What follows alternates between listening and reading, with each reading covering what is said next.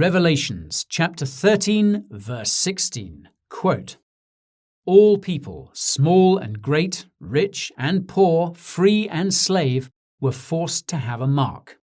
Without the mark of the beast, it was impossible to buy or sell anything." Now, some might take this Bible verse to be a prophetic warning about digital ID.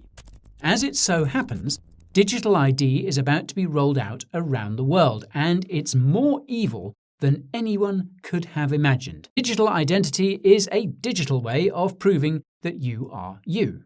In other words, digital ID is a digital version of the physical IDs that many of us have, be that a national ID card, a health card, driver's license, or passport.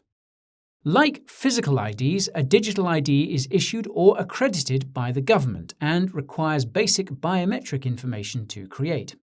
Biometric information includes any physical attributes that are unique to you, such as your face, your fingerprint, or your iris, the colored part of your eye. Unlike physical ID documents, a digital ID is stored on an electronic device such as your phone or computer. However, all the data about your digital ID is technically stored by the government or by whichever private company the government has contracted for this purpose.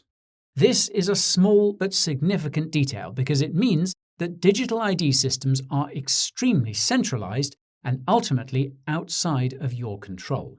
The government or private company which issues the digital ID has the power to make changes to your digital ID without your consent, including deleting it. That your digital ID will be connected to absolutely everything. It'll be linked to the assets you own, it'll be integrated into voting systems, and it could even be required to access the internet. Now, advocates of digital ID insist that these systems will make everything more efficient, more inclusive, and of course, much safer. However, it should be clear by now that digital ID systems have the power to become more evil than anything any religious text could have possibly predicted. Besides making changes to your actual digital ID, the government or private company would have the power to prevent you from purchasing goods or accessing services, including all of those I just mentioned.